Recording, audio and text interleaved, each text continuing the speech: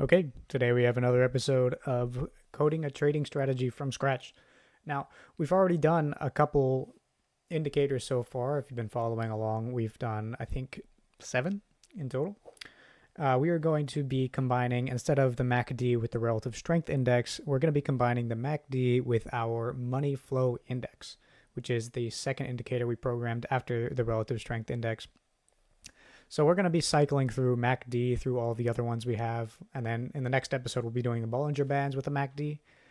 And then we'll be cycling through all of those with the relative strength index as the base, for example. And we're going to see if there's any combination of these two that we can use to gain an edge. From there, we're going to really dive into each of those combinations that we have. There are a lot of them. And then really dive into the ways we can manipulate the global variables to see if there's anything we might have missed through our initial couple of run-throughs. So it's going to get really advanced really quick. But first, I want to get all of the combinations done together before we start combining 3 at a time. As you can probably see by now, this is going to be a long series of unlimited possibilities and learning. So you're in the right place if you are interested in infinite knowledge, I guess. So let's make a new file. We're going to call it MACD money flow index .ipynb. I'll be posting this on the website for you to copy if you are interested in following along. I recommend doing that too. It's a better way of understanding the errors you're going to get.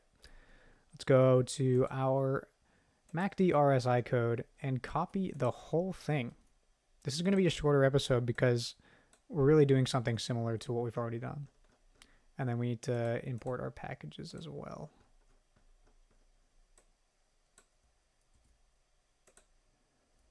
And what changes do we need to make? First, let's just run this to get it initialized with the kernel. While that's running, we already know that we're not going to use the relative strength index or the relative strength index strategy. So we're going to copy these here and just keep those highlighted. So when we go to our money flow index code and copy in the strategy and money flow index here, we open up our new file and paste those in. We're going to call this add money flow index strategy to keep it separate from just any other strategy. And MFI length, let's define that globally. Instead of RSI length, let's change this to MFI length, which I believe is also 14, but let me double check. Yes, MFI is also 14 by default. So let's get rid of this. Money flow length, index length is 14. Overbought traditionally is 70 and 30. So we're going to keep those default values there. MACD strategy is added. MFI strategy is added. If I'm not mistaken, we can just run this, except add MFI. Look at these really quick adjustments we're making, and then add MFI strategy. Just run it. Is there an error? RSI strategy. So where do I have that defined? I'm going to do Control F, RSI strategy, even though it probably tells me in the... Yeah, here it is.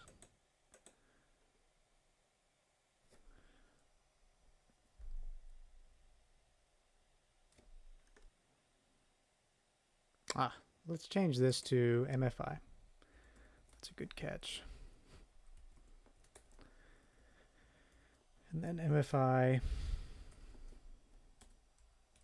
strategy is going to be equal to data frame MFI strategy.shift1, and then denote this as MFI strategy as well. We're changing everything from RSI to MFI here. All should be good now. Great. So now we have the money flow index strategy, which is normally 0, and it's a -1 when it is below 30.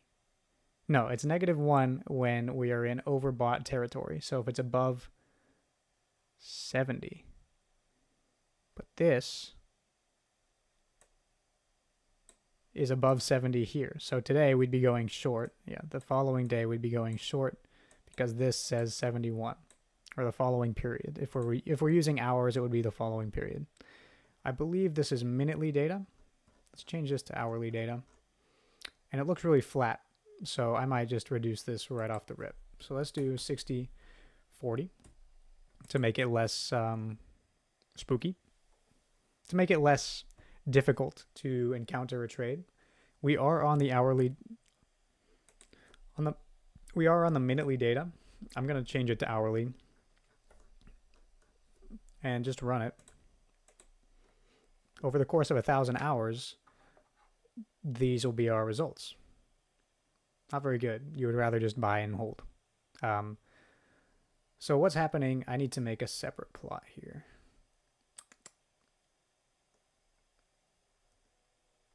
Just going to do plt.figure to make a separate plot in the same cell.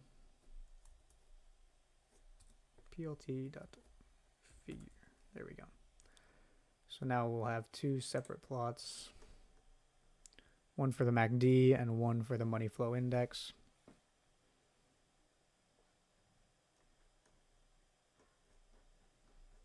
And I think we're doing 10,000. Yeah. Just keep it at 1,000, make it nice and visually appealing. I might actually just do 500. So you guys see what's going on a little better. All right, so this MACD makes more sense now, or it's more understandable. And it looks like we won here, but it was because we were relatively flat. If you take a longer look, you already know what happens. So what if we switch our MACD around and we just do the opposite? Let's do the opposite for our MACD histogram. Let's do if it's greater than 0, it's a sell signal. Or if it's less than 0, it's a sell signal. If it's greater than 0, it's a buy signal. I might have misspoke there again. So now there's more alignment between when we see overbought and sell signals. Even though traditionally when the MACD is above 0, this is a buy signal. And when the money flow index is above the red, that's overbought. They're pretty much giving contradicting signals when they're programmed by default. But because you have the code, you can just test it. You can make adjustments as you see fit. You can do anything you want. We can do back to 70/30 with the inverse MACD signal and see what that does. Let's do 70/30. And you can really just play around. We can do thousands of days of back testing, hundreds of different strategies, all in the same couple minutes. So this looks pretty good. Now I want to see a couple more instances. Let's just do 1,000 days on hourly data on the S&P 500. And then if that doesn't work, hey, that looks pretty good for 1,000 hours. I guess it looks actually just flat. So about a 50% chance of winning. But so was the S&P 500. So let's do 10,000 hours S&P 500 data. And yeah, we're really just flat or negative over the long run because A, these signals don't mean anything in the first place, or B, our interpretation of them don't. My standpoint is that it is the former. It is the first one of those options that is happening, but many people disagree with me. So there might be something here that I'm missing. But now that you have the ability to follow along here and test it yourself, you'll be able to come to your own conclusion much more effectively than somebody who's backtesting this all by hand himself on his weekends. Could you imagine testing all of these strategies yourself? No, you couldn't. And if you feel much better after watching this video around what you now know how to do, leave a comment, subscribe, like, do all sorts of things for the channel. I'm not a YouTuber quite yet, but I'm starting, so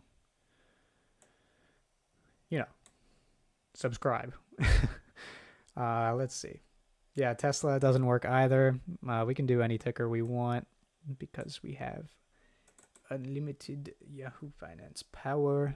And one more, I'm just going to do NVIDIA, which goes straight up as a stock. So you definitely want to be holding that. And I doubt there's any trading strategy that's going to tell you when it goes up and when it comes down, especially a simple one with these two indicators. Yeah, we're just flat. So there's nothing here. I'm going to revert this back to what it should be when the MACD is greater than 0. That's bullish, less than 0 bearish. And we'll see the same results because, they're not important. These indicators aren't important by themselves or regardless of how you change it, the interpretation to be. Well, that's it. That's the whole episode. This is a really short one. And you can, on your own, paste in other strategies by yourself, but I'm going to be making an episode for each of them just so you see the small tweaks we need to make, and it's going to set us up really well for even more elaborate studies in the very near future. So congratulations, you can now add the moving average convergence divergence and the money flow index together. And again, our results were disappointing over any time period, any amount of time, any interval, any ticker. So we're still missing something important. But until next time, stay sharp.